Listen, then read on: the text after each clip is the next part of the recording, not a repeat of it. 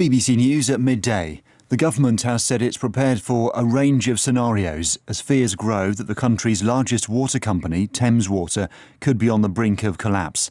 There have been reports that the organisation, which has £14 billion of debt, could be nationalised. Its chief executive, Sarah Bentley, stepped down yesterday.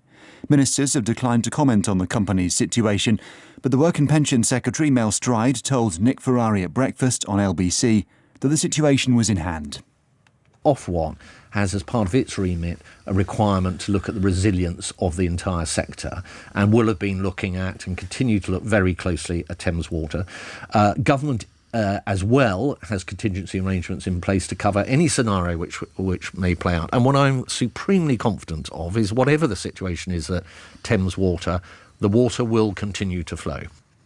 Russia has denied targeting civilians after a missile strike last night which hit a restaurant in eastern Ukraine, killing at least 10 people. 60 others were injured in the city of Kramatorsk, and local officials say there are still victims under the rubble.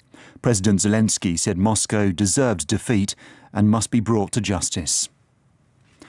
The writer and television producer Daisy Goodwin has made a formal complaint to the Cabinet Office about the Conservative London mayoral hopeful Daniel Korski after accusing him of groping her during a meeting at Downing Street.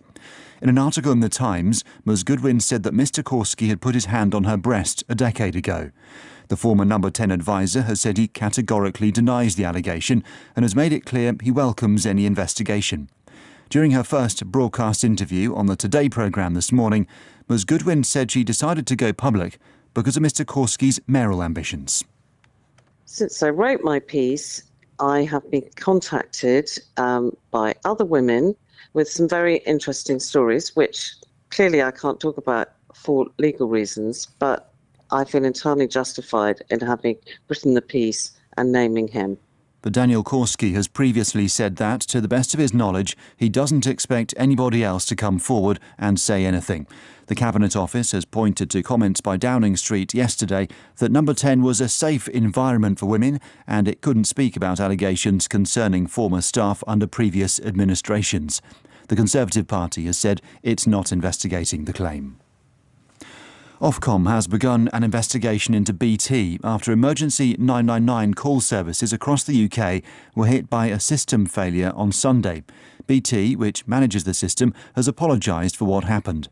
The communications watchdog said it will look at whether there are reasonable grounds to believe that BT failed to comply with its regulatory obligations. The French Interior Minister has appealed for calm after a night of disturbances in the Paris suburbs which followed the fatal shooting by police of a 17-year-old. More than 30 people were arrested and 24 police officers were injured during the unrest, which saw dozens of cars set on fire.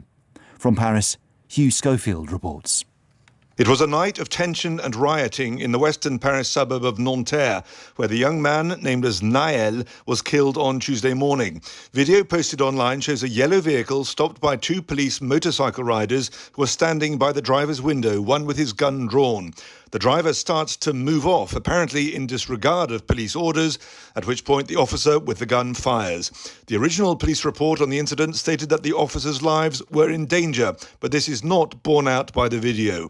The Interior Minister, Gérald Darmanin, said that if the investigation confirmed what the video suggested, it was clearly an unjustified use of force. Cricket, and 3 people have been arrested after protesters from the Just Stop Oil climate group briefly disrupted the second men's Ashes test at Lord's. The England wicketkeeper Johnny Bairstow carried one of the protesters off. Play has since resumed, and a few moments ago Australia, batting first, were on 25 for no wicket. BBC News.